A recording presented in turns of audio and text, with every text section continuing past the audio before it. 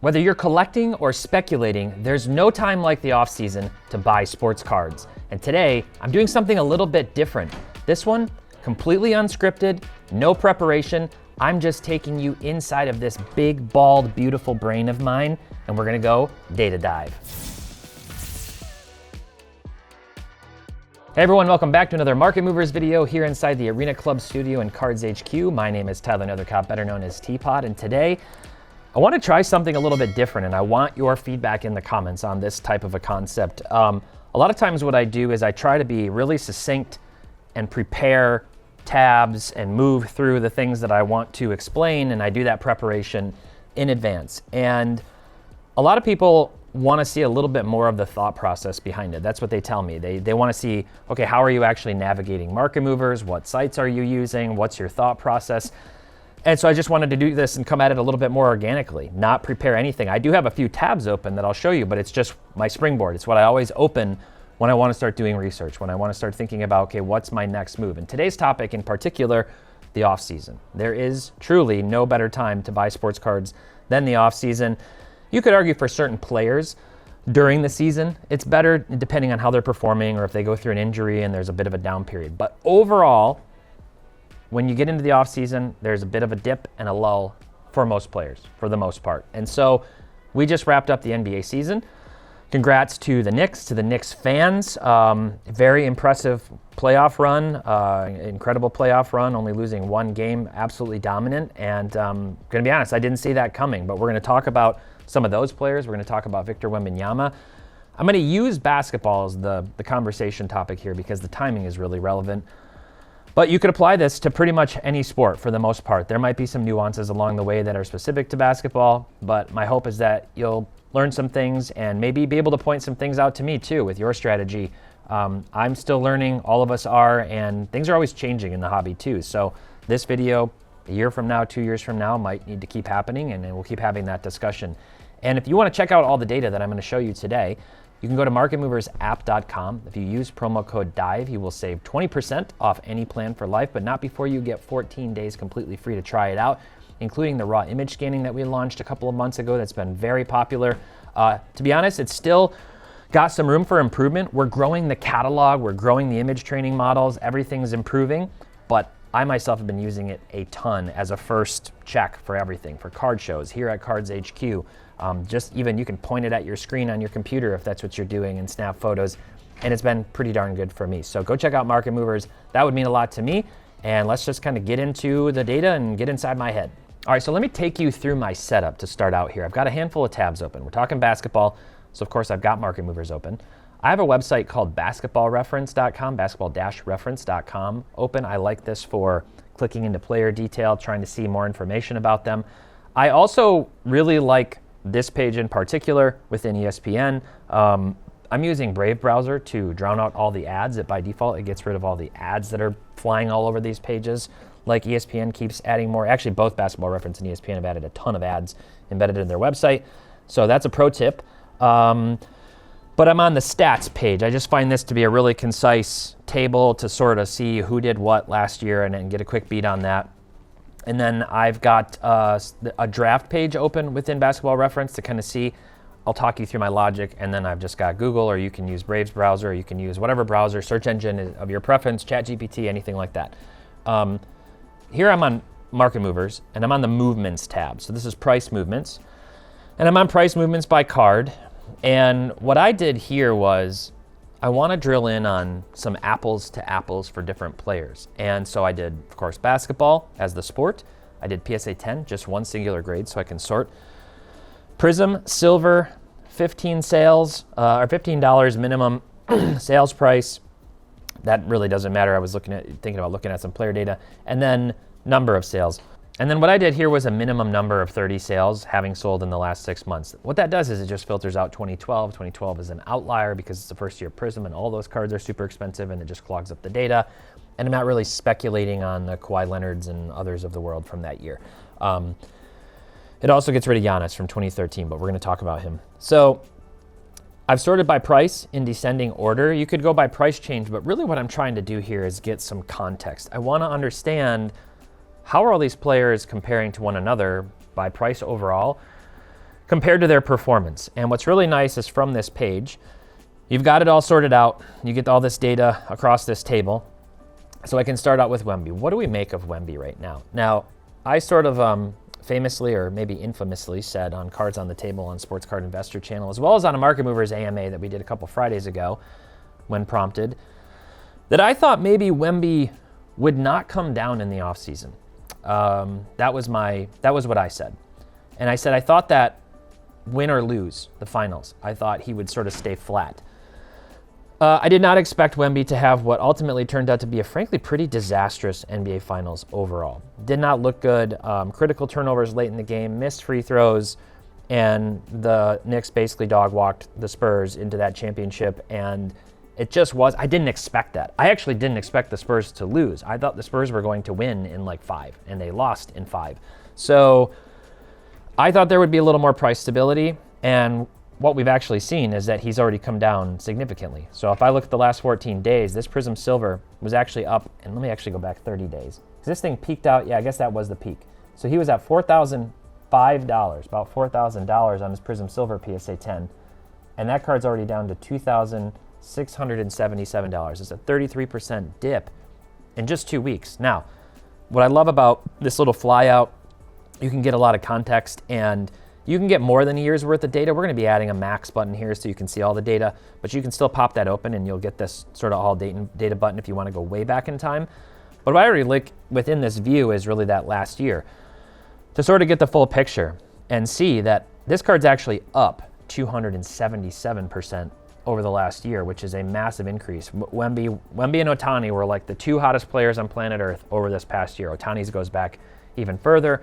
So as we see with many players, typically it's not typically like a linear fashion. We'll see sort of this stair stepper mode. So this card jumped up from $800, bounced up to 17, 16, 17, 1800, and then it started to dip, and then it jumped back up, and then we saw another big bounce, and now it's come down. So my big question right now is it's settled back down at this 2677 most recent sale. That's kind of where it was before that big playoff spike heading into the finals, where it kind of went irrationally up over $4,000. So the question here is, how far is this card going to come down? I think most people would agree this is not the end of the road or the end of the story for Victor Wembanyama. He is still the most hyped player in the NBA right now. There are other popular players, but he's number one in terms of hype.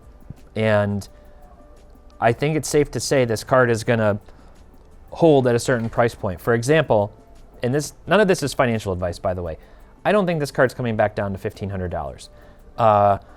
My question would be, where do I think it would come back down, or where would I feel comfortable buying this card?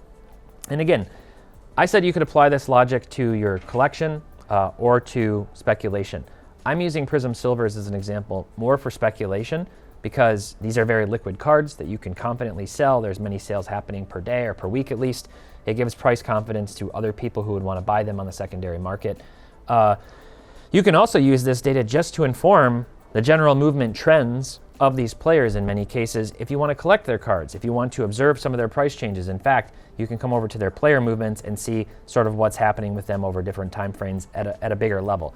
So I'm going to come back over to this card, and I would say if this card in PSA 10 condition were to drop below $2,000, for me, I think that's a buy marker. I think that's a buy marker because I think it's a card that's going to come up. Now, you need to factor in what you're going to realistically be able to profit when you sell these cards. Take into account whatever fees or margin or whatever's going to happen. So if you're going to sell on an online marketplace like eBay, you need to take into account that 15% fees. If you're not set up for resale exempt, then you need to take into account sales tax. If you're making money and you're profiting on these, you need to take into account, getting a tax form at the end of the year and needing to pay capital gains on some of these, sales if you're going to have that. If you're going to sell to a card shop like Cards HQ or at a card show, then maybe you're going to sell at a 70 or 80%, margin. Take all that stuff into consideration. I'm not going to sit here and try to calculate all that on the fly. It's something that I would do, but actually, let's say maybe I feel like I would feel really comfortable at $1,800, given that if this card came back down to $1,800, to me that's a buy marker. I'm going to hit this little price alert And this is where Market Movers is going to do a lot of the legwork for you. This is really powerful, okay? I'm going to select below, and then I'm just going to put $1,800 in here, and then I'm going to hit add. And what that just did was it added a price alert into this page. And now if this Victor Wembanyama card in a PSA 10 Prism Silver sells below $1,800, I'm going to get a notification, and that's going to be my buy marker. That's going to be my signal to go out and start looking to buy copies of these cards. So that's what I would do. Let's talk about Shai Gilgeous-Alexander. And just to piggyback on that, like, the Spurs are going to be very, very, very good going forward for many years to come. They're going to be, going into all the way into the future. They're very young, very talented. They're going to be giving the Thunder a run for their money in the West. Other teams maybe are going to start, kind of be upstarts too. But Dylan Harper, Stephon Castle, Devin Vassell, Keldon Johnson, they've got a lot of youth. They've got a lot of talent. And so I think they're going to be very good for years to come. I think they're going to be one of the finals favorites again next year in the West, along with the Thunder. And so speaking of the Thunder, let's talk about Shai Gilgeous-Alexander. Now, I've sat and ranted and sort of pontificated about the fact that I think the hatred against Shai Gilgeous-Alexander is largely unwarranted. I understand that people don't like foul baiting. I don't like foul baiting. I don't like it across the board. It is not singular to Shai Gilgeous-Alexander. It is a problem in the NBA that the NBA needs to clean up. And what I was actually quite impressed with was that in the conference finals, and especially in the NBA finals, it seemed like the refs were letting them play quite a bit more. They weren't falling for it. They weren't falling for the falling and for the different antics as much. I liked that. FIBA rules, I think, are a lot more aggressive, like they play with in the Olympics. I would like to see that come into play. But overall, I have a hard time watching the NBA today, largely because I feel it's not one-dimensional, but maybe I would call it two-dimensional. It's very iso ball focused, very dribble heavy, step back threes, 3 steps backward that apparently isn't travels. They're just hopping backwards like a rabbit and then jacking up threes. Everybody thinks they're Steph Curry. They're not. And there's not a lot else going on. It's either that or trying to just dribble in and get your own at the rack. There's not a lot of mid-game. There's no post-game to speak of for almost any players. Shai Gilgeous-Alexander breaks that mold. He doesn't shoot as many threes. He's an incredible mid-range scorer. He's a two-way player. He plays defense. He plays selfless ball, with the rest of his teammates, and he takes over when he needs to. I think we need a lot more of what Shai brings to the table in the NBA outside of, I get it, people don't like the foul baiting and falling down when he's taking jump shots. So that's a little bit of my pontification about it. I just would encourage people who like the NBA to appreciate the consistency and the greatness that we're seeing from a player who wasn't expected to be the best player from that draft class.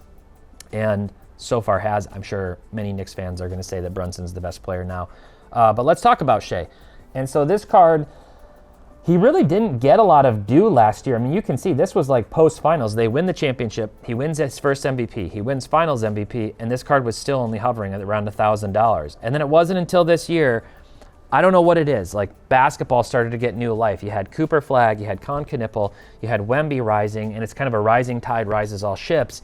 And so all of a sudden, Shai's up to, spikes up also to $4,000. There's a lot of parallels here with Wemby. It was just a little bit earlier, and now he's come down to $2,500. He's done a lot more than Wemby so far. I mean, he's won a championship. He's won 2 MVPs. He's really good. You can make the argument there's a little more upside baked in, I think, with Wemby at this point, in terms of what expectation of what people have. But where would I feel comfortable with Shai? The part that gives me concern is that I do hear a lot of people hating on him.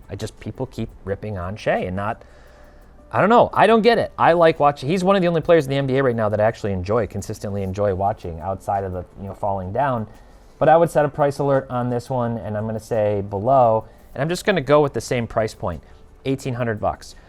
Now, when you're setting these price alerts, one thing you could also do is if you want to sort of watch momentum, you could set that a little bit higher. Maybe you go to that $2,000 price point and you're like, I want to know when it drops below $2,000 because that to me tells me that it's continuing to drop.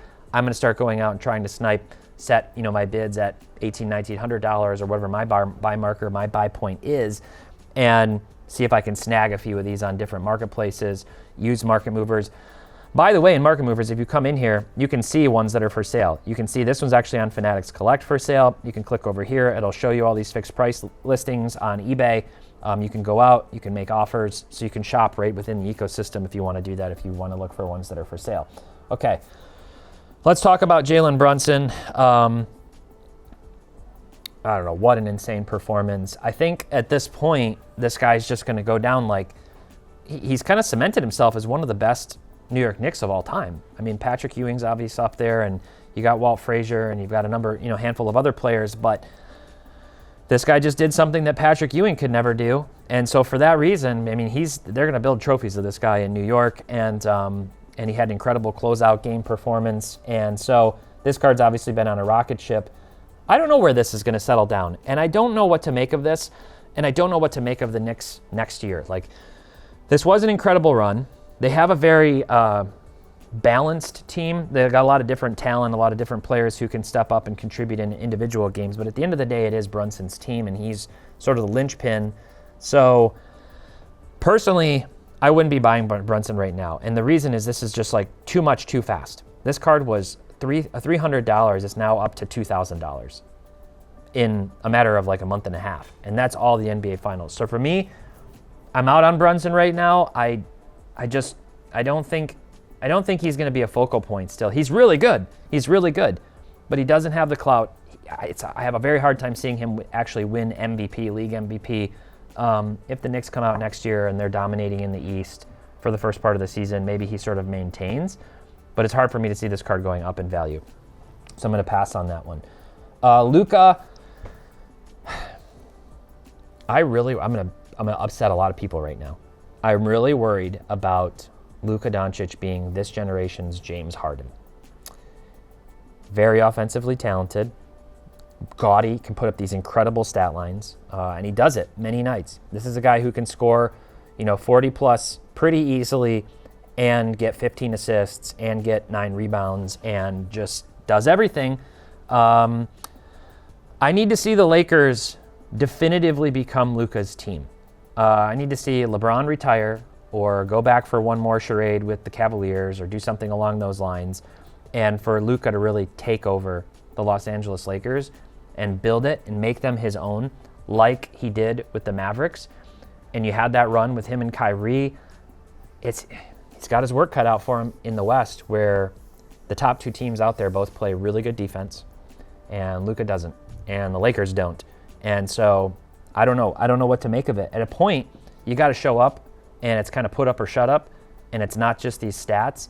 And he hasn't won an MVP yet, and he's one of the most iconic basketball players we have in the league right now as it relates to the hobby because of the timing of when he came into the league and sort of set the league ablaze.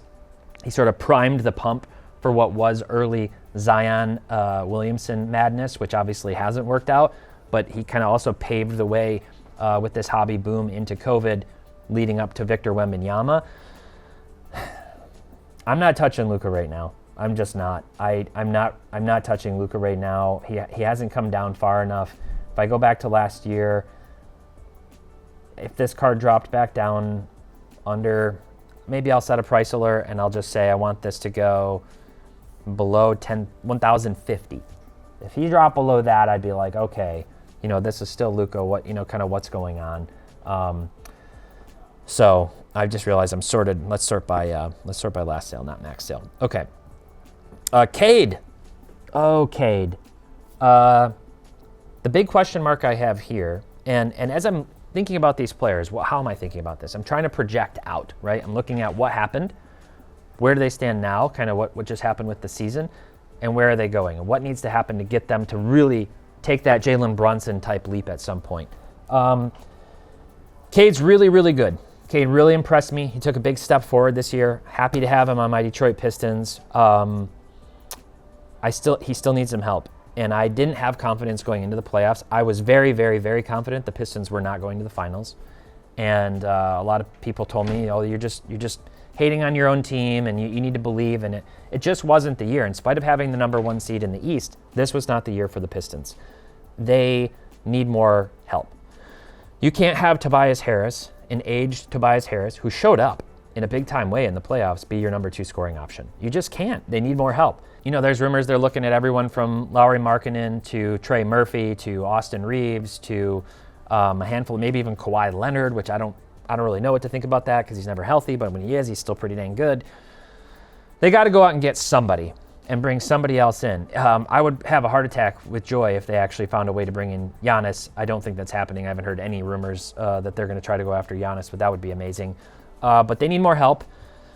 And I think Cade had his breakout last year, which is what brought these card prices from like $500 up into the $1,200 range, now at $1,000. I'm going to watch this. I'm going to watch Cade.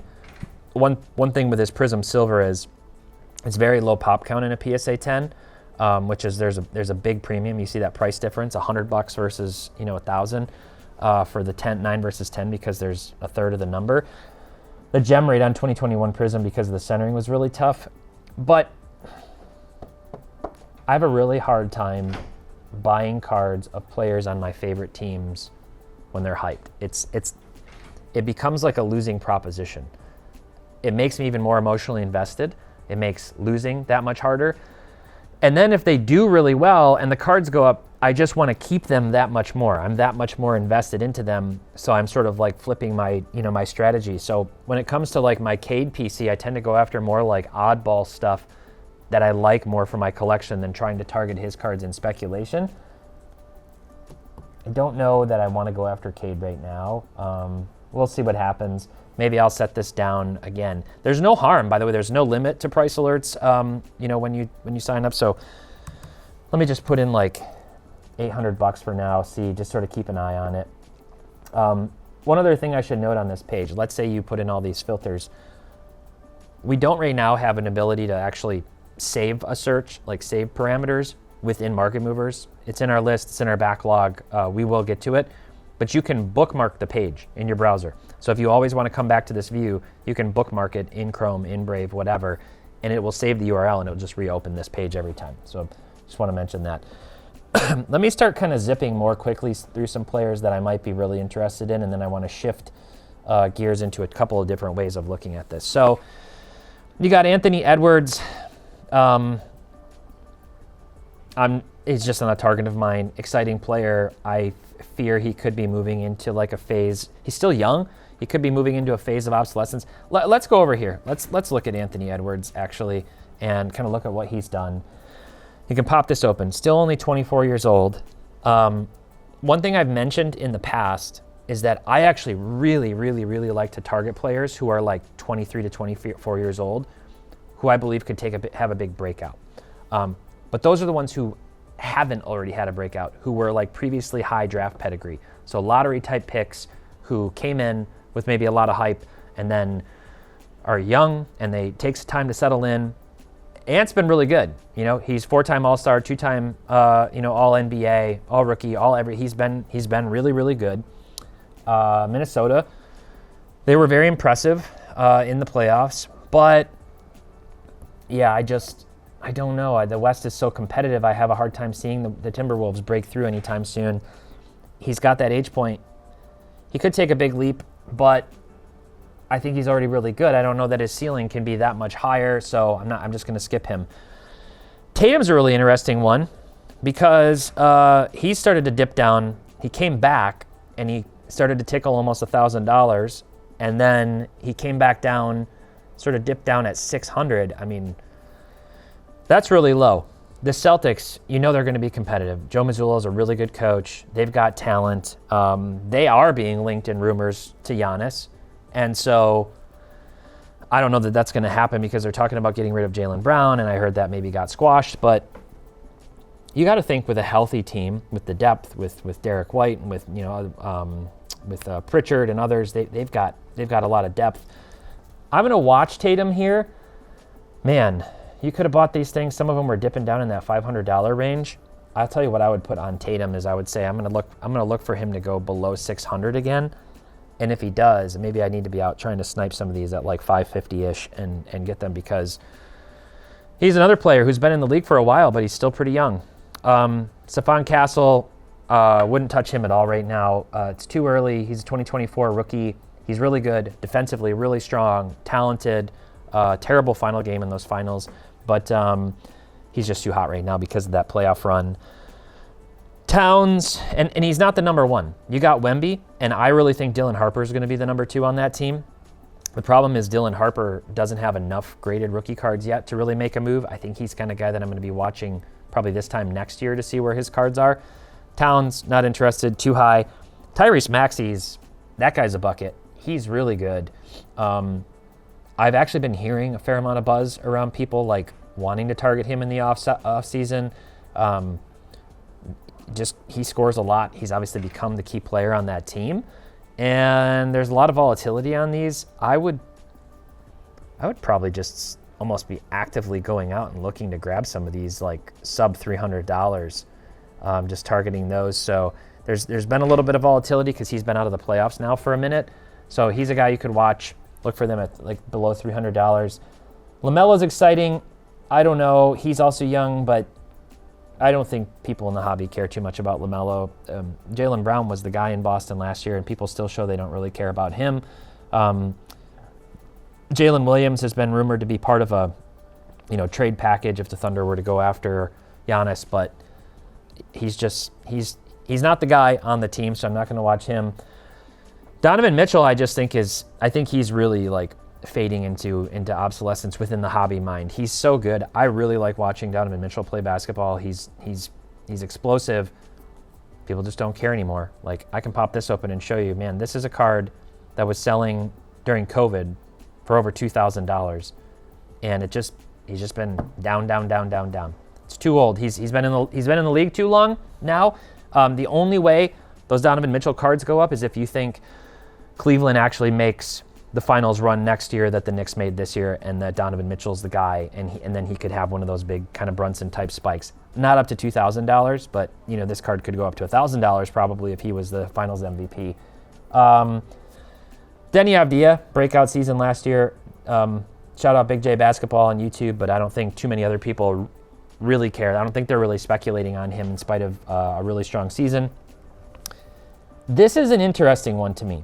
Let's look at Matas Buzelis, because he's still young, 21 years old. And if we look at his stats, he'll be coming into his 3rd season. He went from 9 points up to 16 last year. I believe he had a couple of 30-plus point games, and he showed some signs. Scoring field goal percentage, 46%, 3-point percentage, around 35%. This is a guy who I think has upside.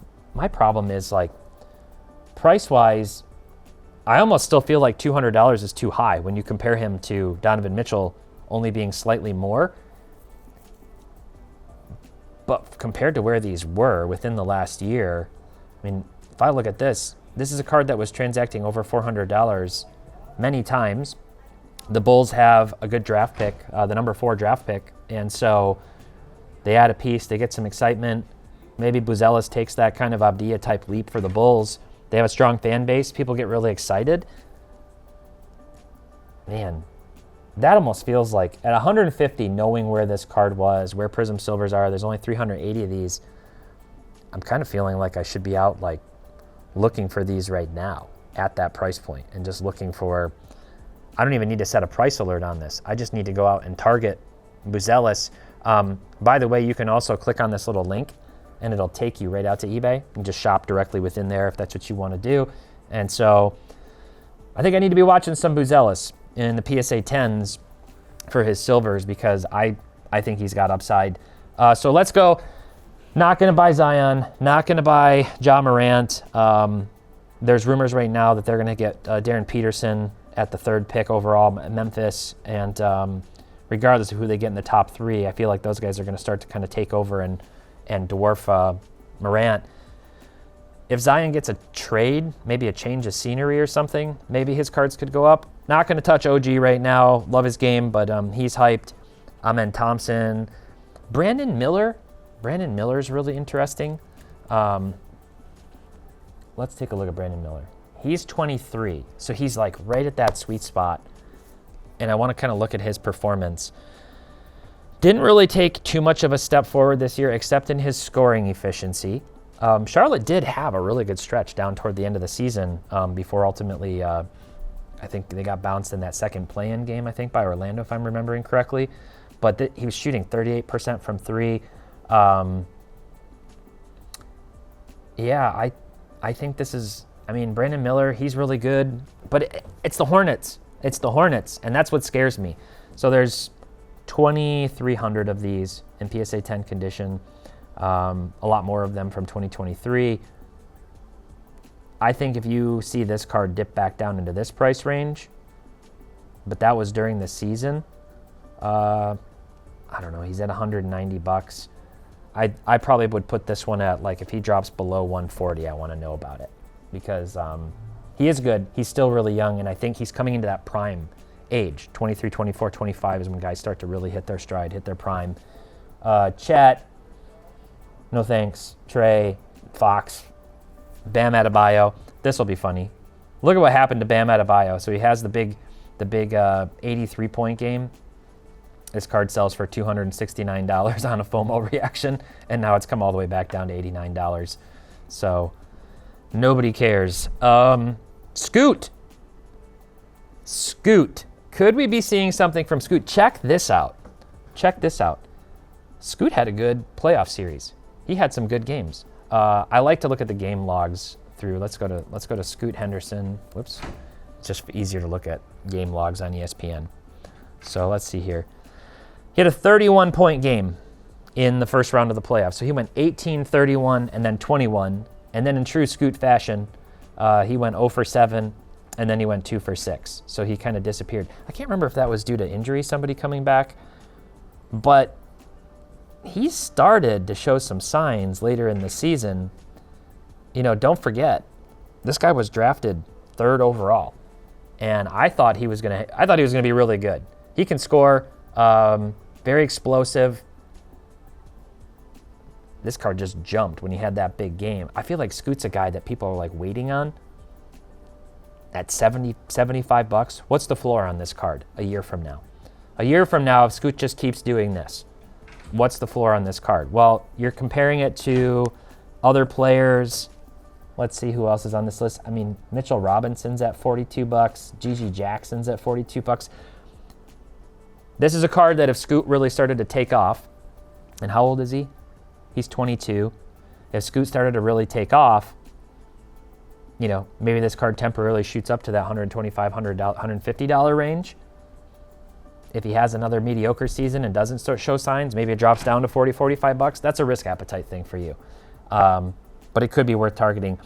I'm surprised Mikal Bridges is only this price just because the Knicks just won. What's remarkable is that apparently you could have gotten this card for $6, $8, $20, and now it's up to $75. Asar Thompson, I mean, these just look like really low sales prices, kind of fluky. I need to go out and buy some Asar Thompson because I just like him. I don't know that he's a good investment. He's really, really, really good defensively. Like, it stinks that Wemby's in the league because Thompson's never going to win Defensive Player of the Year unless Wemby gets hurt, which I'm not rooting for. But he's really good and the type of player who could be Defensive Player of the Year. And then let's scroll down. Keldon Johnson, I mean, 6th Man of the Year, but that didn't seem to move the needle. Neither did the finals appearance. Pajemski, I'm not really too high on. Darius Garland, nobody cares anymore. Ayton, Lively. And so then we start to get down into these ones. I thought Kobe White was going to be like a guy who would take a step forward. He really didn't.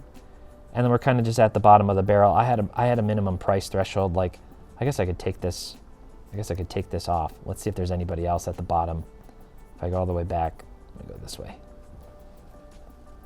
Whoa. The irony. Bull to the moon. I got to show you all this if you don't have the historical context of this. This card averaged on 15 sales in August of 2020, $656, and most recently sold in PSA 10 condition for 99 cents. That's very sad. Bull. I have an apron that says Bull to the moon. Brandon Clark, $6.50. Yeah, I don't really see anything. I mean, Jaime Jaquez Jr., that's pretty cheap. He showed some signs. And if the Heat wind up trading for Giannis, and Jaquez becomes kind of part of like a three-man deal down there, you never know. But none of these guys are really jumping out to me screaming like big time upside. Michael Porter Jr., there were rumors last year that he was going to get traded to the Pistons. They could use him. That's crazy. That's actually crazy. He averaged 24 points a game in 52 games. He shot 46%, 36% from three. So this is a guy who averaged 24, 7, and 3. And his Prism Silver's $26. That's floor. That's floor price. Like I might buy some Michael Porter Jr. I might buy like 4 or 5 of these and just stick them away and see what happens. Because if he does go to the Pistons and he becomes their number 2 scoring option and the Pistons are really good, you can see this guy's, I think, prices come to life. And I mean, even last year they were going over, over $40. Kind of peaked out here at 64 apparently on maybe one sale.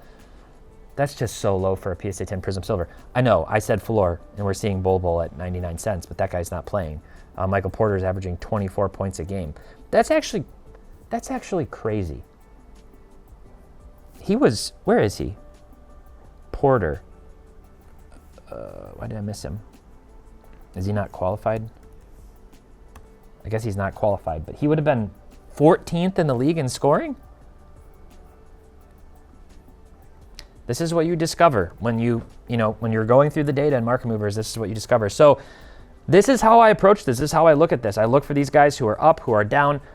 As far as like the newer stuff, Topps Chrome, there's just not enough of it out, and it's so heated right now for so many reasons because it was like the first year of Topps Chrome basketball coming out that I'm not really going after any of those cards. Now, the other thing I want to point out, so I told you about my 23 to 24-year-old rule. I kind of walked you through my thought process.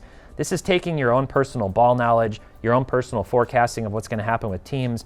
You can look at Vegas odds. You can see it's a little early to see who's forecasted to do what next year. It's going to be the teams you expect. I have another theory, and this is what the theory I want to test. And I literally thought of this last night and was sort of looking at it on my phone. So let's look at Cooper Flag, Bowman U, and I want to look at, there weren't a lot of these graded, so what I want to do is look at, and I wanted to look at the last year on this card. So he was drafted like June 22nd or something last year. That's when the NBA draft's coming up. What I was trying to figure out is what happened to these cards after he was drafted first overall, because we have AJ DeBonsa, we have Cameron Boozer, and we have Darren Peterson, who are all almost certainly going to be drafted 1, 2, 3, unless some weird things happen. And all three of those, this looks like a loaded draft class this year. Last year's was really good too. I was trying to figure out, did his cards go up after he got drafted? So if I pop this open and actually go back to all data, let me go to view charts, and let's take a look at kind of what happened last year. These cards surely were out. I guess I thought these cards had been out longer than that. But when he got drafted in June, they were at $34, and then they spiked up, I guess, a little bit. But look where the real spike happened. Look where the real spike happened. NBA Summer League. When did that happen last year? I guess it would be 2025. Yeah, so July. So you're seeing these stats in July. And I think you had Cooper Flag last year. Let's see if I can get to the player stats. Didn't he have a few good? Yeah, I mean, he averaged 20 points a game. People got to see him. They got to see a few big dunks. And so my thought is that's what got people excited, and he didn't have rookie cards out yet. He had these Bowman firsts. So this was just his raw Bowman Chrome U refractor, okay? And this card jumped up. So you're kind of watching it, and then the hype died off a little bit, maybe, from the draft. I'm just trying to see if my dates are lining up correctly. Maybe it was just hype heading into the National. Either way, there's like buzz around that type of stuff, right? So if we look at DeBonsa, let me uncheck this, and let me type in refractor. And let's go raw. I mean, you could look at some of his autos if you want to do that. But I like the liquid stuff, right? So these are selling. These are numbered to $4.99. We can just look at the regular base autos. There's some volatility here, ups and downs, quite a bit of ups and downs. Wow. Do you get this for $200? Do you go after that card? I mean, maybe that's the play. That could be the move. Looking at some of these cards, that's just kind of what I'm trying to think through. You know, if you want to go after him or you want to go after Darren Peterson. Let's look at this is purple, but that's okay. I can just click this and see the regular autograph. I mean, these were hyped. They only came out a couple months ago. This was in the new Bowman product. I gotta think these cards are going to see some life over the summer. That's what I'm kind of asking myself right now. And I think Darren Peterson, he and DeBonce are both going to be really, really good, in my opinion.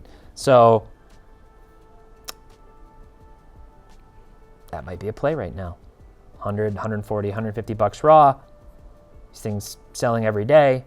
You go out, you try to maybe snipe one at 120, 125 bucks. And I mean, could this thing jump back up into the $200 range after the draft, into Summer League, heading to the National, heading into the regular season? It's a theory. I don't know. I don't know if there's enough data because it's kind of a newer phenomenon. We had the Prism draft picks in years past, and those did see a lot of excitement. So you let me know. Does this theory hold water? This is one that I'm intrigued in, and curious what everybody else thinks. You know, full disclosure, I may go out and buy some of these cards. Like this is like I said, this was a thought exercise for me to go through and kind of walk through all of this. Now the last thing I guess I didn't mention, why did I have this open, the draft picks here? Because like I said, I like to target those age ranges, like 23 to 24. So I went back to the 2023 NBA draft. You could arguably go back to 2022 and see if anybody really jumps out at you, you know, that you want to target. Jalen Williams, my guy Jalen Duren struggled in the playoffs. He's still super young. He's 22. So some of these guys, they come in really young and they can pop off later. One thing maybe that's helpful is to go back and look at other years' drafts and just see, okay, what guys did actually like come into their, like Denny Avdia. He came into his own last year. He was drafted in 2020. You know, so some of these guys, they really do spike up. I also didn't talk about players who were injured, like Halliburton, so that can be a play. This video would wind up being 2 hours long, but man, you get home from work, you do your thing, go to the gym, put your kids to bed, do whatever you got to do. You pop open Market Movers and you spend a couple hours in here kind of doing this research. And whatever your budget is, you can go into the base cards. But again, I look for cards that are very liquid. I pretty much stick to like Prism Base, Prism Silver for the most part for this stuff. Not because they're long-term investable cards, but because they're more commodity cards that people transact in every day, or go buy other cards that are for your favorites for your own personal collection. But yeah, that's kind of my approach. Let me know what you thought of this video. A little less staged. Like I said, no script, just me talking, thinking out loud, kind of like a live stream. And be sure to check out Market Movers. That would mean a lot. And if you haven't already, please subscribe to the channel. Make sure to like this video and hit the bell icon so you get notified every single time. And other than that, until next time, happy investing, keep on collecting, and make sure to have fun.